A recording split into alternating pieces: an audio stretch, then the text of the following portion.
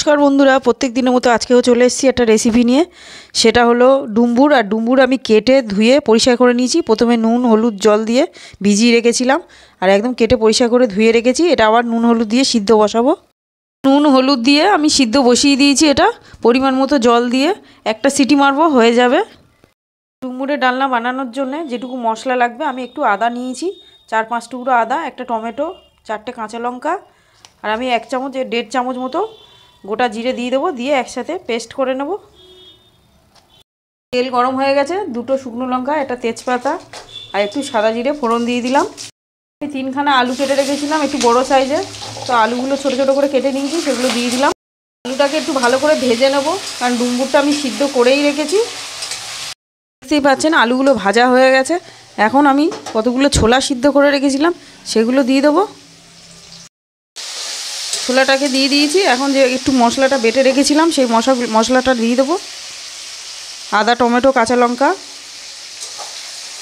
পরিমাণ মতো হলুদও দিয়ে দিলাম, পরিমাণ মতো নুন দিলাম। তো মশলাটাকে বেশ ভালো করে কষিয়ে নেব। এখন যে ডুমুরগুলো সিদ্ধ করা ছিল ওগুলো দিয়ে দিলাম। ডুমুরের পরিমাণটা অনেকটাই, তো আর একটু কষিয়ে নেব।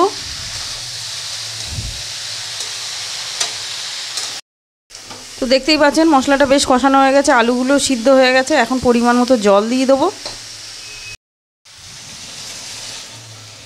আর জল দেব না, ঢাকা দিয়ে দেবো।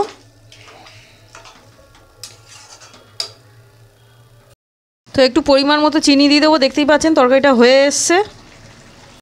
তো এখন পরিমাণ মতো একটু ঘি দিয়ে দেবো, 2 চামচ। ঘি দিলে ভালো লাগে। দেখতেই পাচ্ছেন ডুমুরের ডালনা কত সুন্দর হয়েছে। এটা খেতে অসাধারণ হয়, আপনারাও চাইলে বাড়িতে ট্রাই করতে পারেন।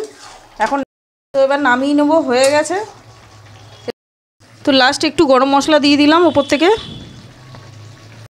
তো আমার এই ডুমুরের ডালনা রেসিপিটা যদি আপনাদের ভালো লাগে, অবশ্যই লাইক কমেন্ট শেয়ার সাবস্ক্রাইব করতে ভুলবেন না।